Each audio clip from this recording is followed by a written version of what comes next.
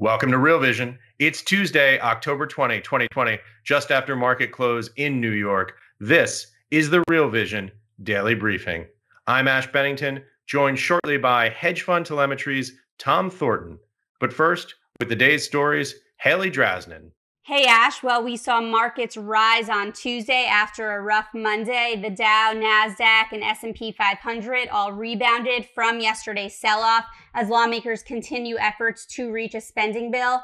A package must be agreed to today in order for it to pass before the November 3rd election. House Speaker Nancy Pelosi says differences with Treasury Secretary Steve Mnuchin are narrowing in stimulus negotiations. However, that does not mean that a bill will be able to pass in the Senate, as Senate Republicans are still resisting the price tag on it. President Trump and the White House have increased their package proposal to $1.8 trillion. Senate Republicans still think this is a bit too high, whereas Democrats would like to see it around $2 to $2.2 trillion. Investors can expect more volatility given an increase in COVID cases that we're seeing play out here in the United States as well as in Europe. The economy needs some support and the markets need some form of guidance. In recent weeks, we're seeing the markets have swung a lot in every twist of these talks. If the stimulus negotiations do pass, I think we'll continue to see stocks rally. But if the negotiations do fall apart and we can't get it passed before the election, I imagine that it'll be likely there will be, a short-lived sell-off in stocks as well. Another interesting story that I wanted to cover today is the U.S. Department of Justice antitrust lawsuit of Google, allegedly accusing them of abusing their power, specifically for the tech giant's dominance in online search. Shares of Alphabet, Google's parent company, actually edged higher, though, on Tuesday following news of this lawsuit. This is all on top of a handful of corporate earnings that were announced this week. Procter & Gamble, we saw their shares rise, maybe even being the best organic sales growth since 2005. This rise was in fiscal first quarter earnings and boosting its guidance. Lockheed Martin, on the other hand, we saw some of their shares fall after the aerospace and defense contractor reported third quarter revenue that beat estimates and raised its full year outlook. And we're keeping an eye on how Netflix performs when it releases its earnings today after the markets close. Now turning to UBS, the world's largest wealth manager, reported its best third quarter for a decade. Net income came in at $2.1 billion. That's a 99% jump from the same period a year earlier. This is surprising as its profit for the second quarter saw a 11% drop.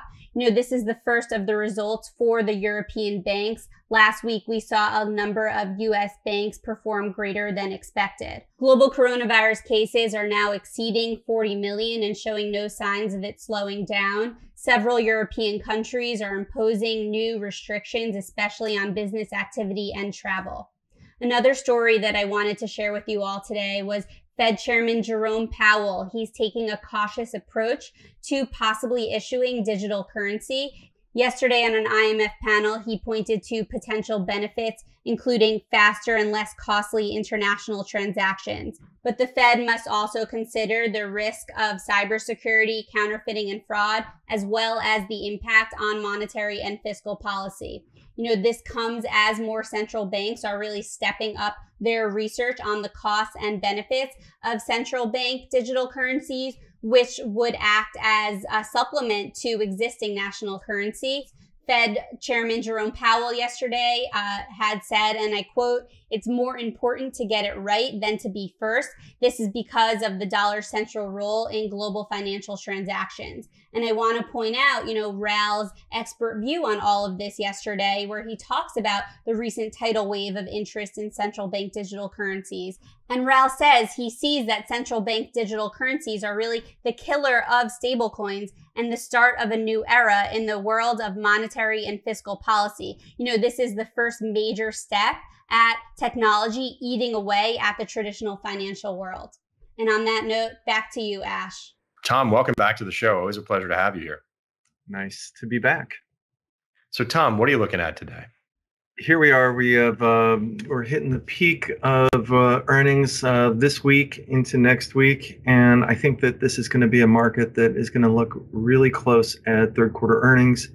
And I've been thinking economic reports that we've had have started to plateau starting in September, and will earnings start to plateau as well? I'm looking right now at Netflix. It's down 5 or 6%. After hours didn't look like a very good report. Texas Instruments is up a little bit. They usually are a very good tell for the semis. So let's talk a little bit about earnings then. Tell us what your view of 3Q is. What have we heard so far, and whether you think we're at par or you see a differential? Well, so far, I think the earnings beats have been a little stronger. And the problem, though, is the stocks aren't getting rewarded for those beats. And that's been a problem that I've seen a few other times. I think it was like the first quarter after the stimulus. No, excuse me, not the stimulus, but the big tax cut was announced. The stocks were blowing away earnings, but the stocks didn't respond favorably. So that's sometimes a sign that things are getting priced in. And we had a huge third quarter for the market. We've had a huge move from March. So I think, it's important to watch where things are if we start to see a topping pattern. Usually Q4 sees a rebound, but we could see a pullback first, and then we'll go from there. We do have the election, and I'm not getting into politics, but that always could be a little bit of a catalyst there too. You can't go wrong by avoiding politics in 2020. I'm not talking politics today. So, but let's talk about something that is, a first cousin of politics, which is what's happening with the stimulus. What are your thoughts there, and what's the impact in terms of U.S. equity markets and other risk assets? Well, we're unfortunately addicted to stimulus, Fed intervention, fiscal stimulus. I wrote the other day that on the anniversary of the '87 crash, and actually it was the 20th of October, that Greenspan came out with one line basically in support of the Fed ensuring liquidity for all the financial institutions. And I think right then that did it. That was where the market said, okay, the Fed has our back. And I don't think the market has ever let that down. I think Greenspan saw the benefit of him coming in and injecting liquidity, or saying that they're going to inject liquidity. And I think the market has just become completely addicted to stimulus. We can't live without it. And now it's like a kabuki theater of, are we going to get a stimulus package? Is it going to be, 1.8 trillion? Is it going to be 2 trillion? It doesn't matter. It just gets bigger and bigger, and we're bailing out more people. And I think there's going to come a point, don't know when, but it's going to end, and it's not going to end well. And the growth in the economy is going to slow because of all this debt. And all these people that look at MMT, I think it's just a very lazy way of bailing people out. And I think it's a moral hazard, which people don't talk about enough. So the question is, obviously, this is a long-term 30-year secular trend, and there's a debt bomb that's coming. But if you've been short these markets, even since the beginning of COVID, you've gotten whacked. How do you play these markets in this time? Right. I'm not short the markets. Obviously, that would be just a complete disaster. And I'm not playing for the debt bomb to explode. I think it's going to happen in small explosions, and then we'll start to see things unwind. And I don't know when that will happen, but as far as how I'm looking at the markets, I will play the ebbs and flows and take advantage of the 10% pullbacks, the 10% lifts, sector rotation, which I think is going to be a real theme for 2021. So I don't know when everything's going to come to a massive end with that. I don't really want that either, honestly, because I think it's going to be rather painful. We'll probably see things happen outside of the U.S. that will start to affect the U.S. I don't think the U.S. is going to be the debt jubilee initiate their own debt jubilee. I think you're going to see some other smaller countries initiate those debt jubilees first. But right now I'm trying to just stay even, go with the ebbs and flows in the market. I think that's really the most important thing everybody can do. Yeah. Tom, maybe we could zoom the camera out a little bit and you can give us a better sense of your framework and how you think about time horizons. I think one of the most critical challenges that people who are new to the investment space have is understanding that you can be long-term short and short-term long, and all of these sort of imbalances that come from not understanding how people think about trade horizons. The decades of experience that you've had investing and trading these markets, what are your thoughts? How do you think about time horizons? Well, I look at a lot of time horizons, and I recommend people looking at in the shorter term. I look at on my charts every day in front of me are 15-minute charts, and those I use for intraday trading, entry into positions. I look at daily, I look at intermediate, weekly time frames, and I don't necessarily look at a lot of monthly charts because I think there's a lot of wiggle room in there. But I will also take a framework of saying, okay, we have a long-term weekly chart that is moving in this direction. I will play it with a daily, and the dailies obviously will move in advance. I risk manage around the daily charts.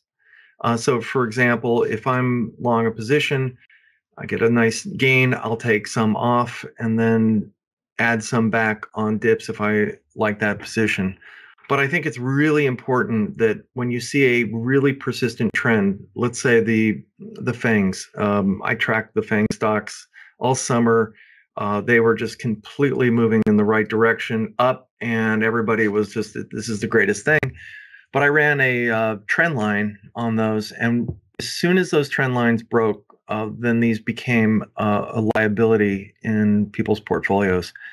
And you could see it on the daily, and then you can also see it on the weekly. And I like to see if you have a real reversal, you see a 4-week low on a weekly chart. If that happens, I think that then you could really be seeing a longer term or intermediate term pullback. So my time horizon varies, but I would say that it is between 2 and 5 weeks. Those are the time horizons that I'm looking for. I think that gives enough time for a trade to develop or a trade not to work, and you can exit out of it. So that's really how I tend to look at things. I'll trade around things. I'll be in and out of things, but for the most part, I try to stay in things longer than I try to stay in things as long as possible. Yeah. And what are the trend lines that you look at? Well, this has been a very easy year for trend lines because you look at the bottom in March and you just run them up into August, and anything that's broken those trend lines, I think right now, a really big pattern that I'm looking at is a lower high developing right now with the markets. And that is an Elliott wave. The first move down in September was the first wave. Then we have a lower wave. Wave 2 corrective wave, which doesn't make a higher high over the August highs. And then if we break those levels, that would be into the third wave down. And if you go back to 1987, we also had a lower high, and it failed, and then it broke those the previous lows on the first wave down, and then it really became unglued. I'm not saying we're going to see another type of situation like that. I'm not predicting a 1987, but I certainly think that there could be a risk-off moment if we do break those September lows. So I think anybody that's watching their charts, it's very simple. Keep it simple. Look at the September lows. If we break those, I think we're going to have real risk in the market. Yeah. I mean, that's a very straightforward answer. What do you think in terms of the probability of seeing that occur are right now, or is it just impossible to determine based on where we are in the pattern? Well, we've been dropping for several days from last week, and I'm looking at the 5-day rolling returns, and they're starting to turn negative. The 1-month rolling returns, which I look at as well, and a bunch of different factors in markets, those are still positive because we bottomed, I think, on the 24th of September.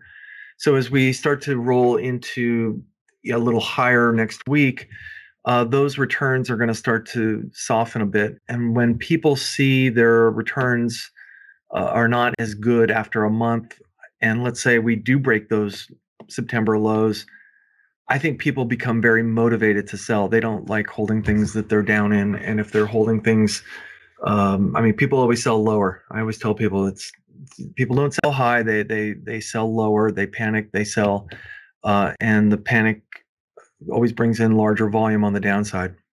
Mm.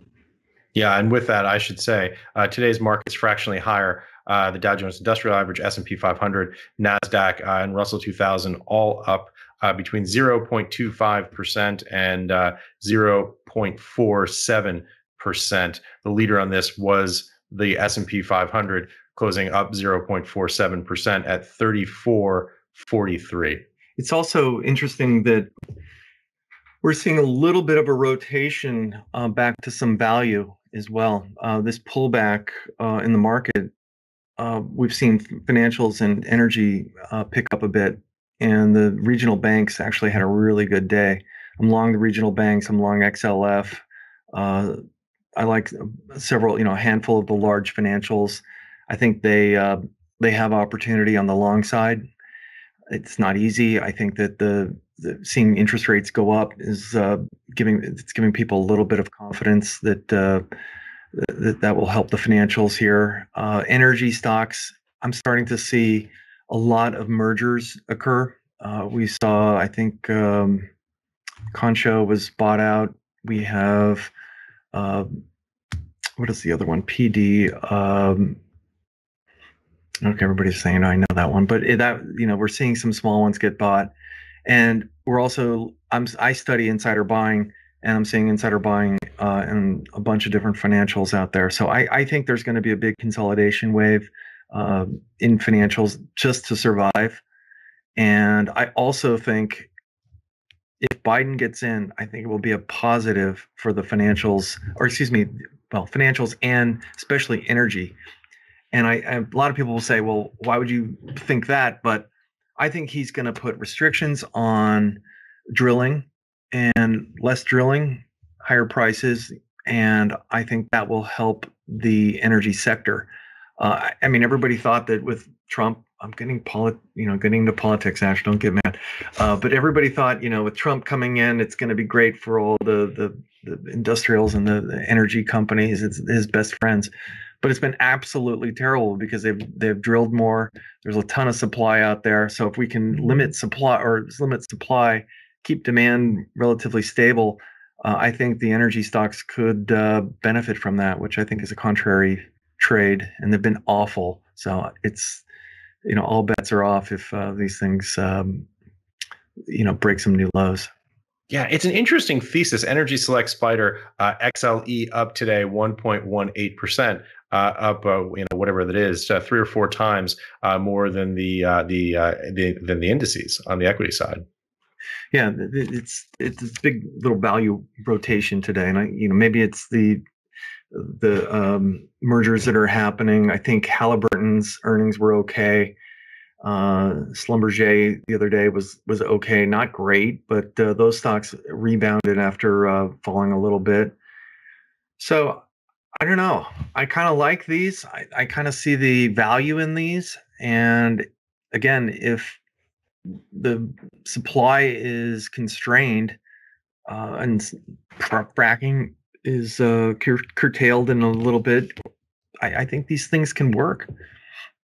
Yeah. Once again, slightly bigger picture question to leverage some of your decades of market experience. How do you think about sectors, and what are the ETFs or other mechanisms that you look at as proxies for those sectors and that rotation that we've just talked about? Well, I look at all the main. I look at things top down, so I look at all the major sector ETFs. I have a list of 165 ETFs that I look at. So I look at where things are moving, and one of the things that I like to look at from a technical point of view is I rank all these ETFs by percentage above or below the 50-day moving average. And it's a monitor that I created when I worked at my hedge fund for one of the partners, because he said, look, I need you to force rank your favorite ideas. So I said, okay, I'm going to make something up mechanically that works. And so you could see things work in that range. So for example, remember everybody loved gold stocks in the summer, and GDX and GLD and silver were just ripping. These things got so far over the 50-day moving average, and I can chart that and say, oh my God, that's just, it gets too overdone. But now those are down. I think the SLV is now down 4% below the 50-day moving average. It was, I think, 28% above the 50-day moving average. So I see these rotations happen. So I look at a lot of different sectors, and energy has been absolutely on the bottom for, I think, at least 9 months. And now they're starting to pick up. The XOP is above the 10-day moving average. You're starting to see that those start to move. You see those move over the 10-day moving average, and then the 20-day moving average. The XOP is above the 20-day moving average as well. It's still 9% below the 50-day moving average. So I think there's a mean reversion there. Mm-hmm. But that's a start. That's what I like to see. I'm also looking at like XLY, which the consumer discretionary just ticked under the 10-day moving average. It's only above the 50-day by 3%, with the average of all the sectors I look at being around 3.5% above the 50-day moving average. So I see rotations when I look at ETFs, and then I can also, within those ETFs or sectors, I can see what stocks are leading in the same framework with percentage above the 50-day moving average. So it's top down all the way, and that's how I look at the sector rotation with ETFs. And right now, we'll see if this can last. Remember one thing also: seasonality for energy stocks is awful in Q4. So I'm a little skeptical that these will last, but we'll see. With an election, there could be some new policies. It could be some, shakeouts. But I'm kind of sticking with these for right now. Yeah. So you're just looking at a 50-day simple moving average on these. Yeah. But I want to see them. I want to see the sector ETFs move above the 10 and 20-day, or move below. I mean, I short them as well. So, but right now I'm fairly long the market. I've taken some profits on some of the recent longs over the last couple of weeks, but I think that it's kind of a hold your nose and stay long the market right now. Yeah. One of the things I'm curious to ask you about, Tom, is the way that you think of that long-short balance. I mean, I said earlier when we were off camera that you're a man with more nerve than I have to go short these markets when you're fighting the tape and fighting the Fed and fighting fiscal stimulus. How do you think about that, and how do you think about those risks? How much higher of a conviction do you need to go short in markets when you're potentially, as I said, fighting those very powerful forces? Well, it's not easy to short stocks or indices in a market that's, supported by the Fed, and the market that perceives that there's stimulus coming, or sees that there's huge liquidity injections all over the world with central banks. It's not easy. But I look at a lot of different technical things. I look at DeMark indicators that expect exhaustion signals on the upside. I'll shoot against those. And if I'm wrong, I'll stop out and move on. And a lot of times you can get an exhaustion signal right now on Netflix a week ago, and now it's down 6%. And it's a fine craft that I learned when I worked at my hedge fund with some of the best short sellers. And if you think I have nerve, they taught me a lot about shorting, and they had unbelievable nerves to just drinking their coffee after hours and selling 500,000 Qs.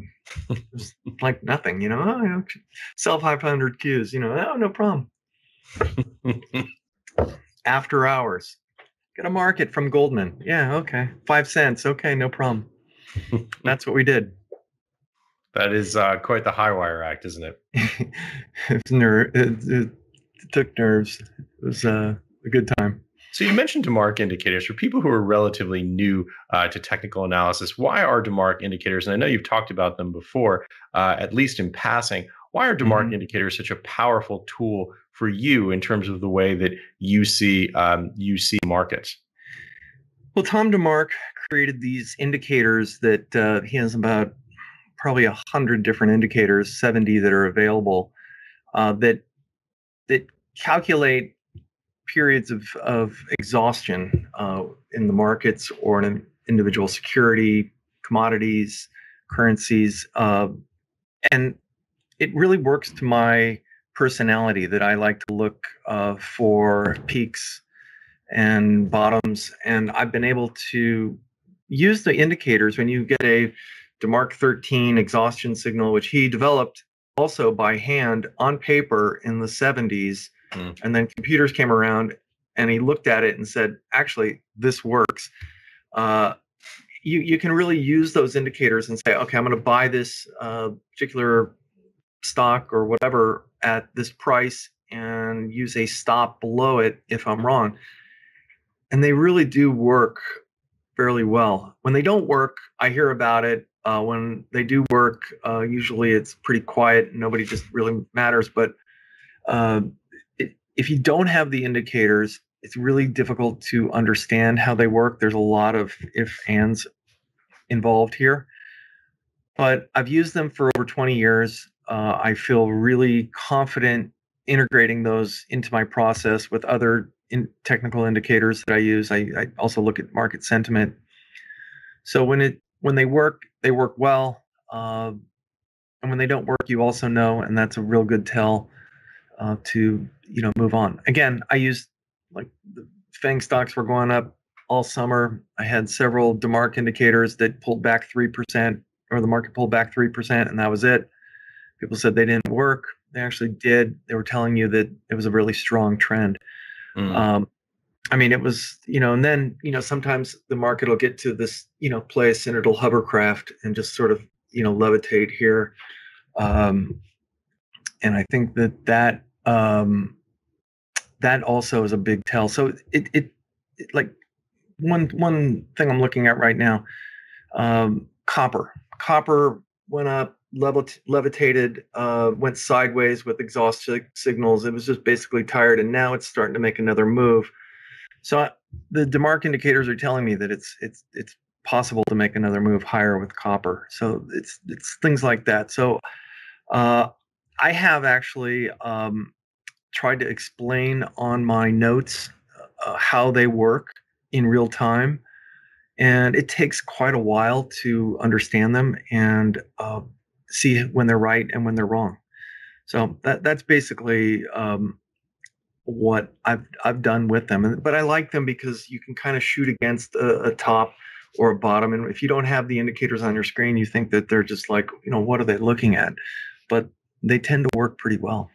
Yeah, I know that Rao follows DeMark indicators on several different dimensions, and I think it's interesting to have that conversation. Yeah, we actually so Bitcoin today has an upside exhaustion 13 today, and I know everybody's very interested in Bitcoin. Yeah, I don't trade Bitcoin, but I follow it pretty closely for our subscribers, and the DeMark signals have actually been really, really good with Bitcoin.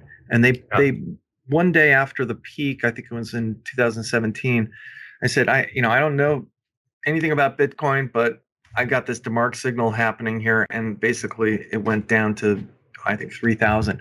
And at 3,000, we actually got signals as a buy. And recently in the 10,000 level, we had or 11,000, we got another sell signal. I was speaking with Raul on Twitter on it, and we went back down to 10,000. And now we have another upside sell signal.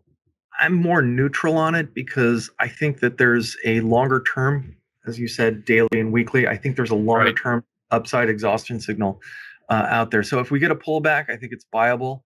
I like seeing what Michael Saylor and Jack Dorsey are doing with Bitcoin. I think it's going to be adopted further. Right. I'd just like to buy it a lot lower. Yeah. The corporate treasury function aspect of Bitcoin is a fascinating one. On the flip side of the coin, on more of the tactical side, it does seem that 12,000 may be something of a key level. Yeah, it could be. It could be the level that we sort of stall out. I can also make a case on the weekly chart for 16,658 exactly. I'm looking at my chart right now. So that's an upside signal or DeMark wave price objective that I can make out. The upside signal on the daily, just to kind of let people know, from that upside signal, the last one was 12,019. So that was the exact number that we were looking for, and that was a level that we were looking for from back. That was calculated back in April. So when Bitcoin was in the 6,000 level, we had a $12,000 target on it, and it worked. Quite a correlation. Yeah. So, Tom, lots happening right now in markets, lots of news flow, lots of noise. Final thoughts on where you think we are right now? Well, we have 2 weeks ahead of election. We have the bulk of Q3 earnings happening right now. I think being very nimble is the appropriate strategy. We have a stimulus that's going back and forth. And I think you want to stay net long at this point until something changes. And if something changes, take down more risk. But it's not a market that you want to be levered. It's not a market that you need to be fully invested. It's a market that you can be late getting long if we have a favorable outcome after the election, or if the market sees it as a favorable outcome. So I think it's just a matter of right now being very cautious, not necessarily taking huge amounts of risk. You don't need the floor to fall out beneath you.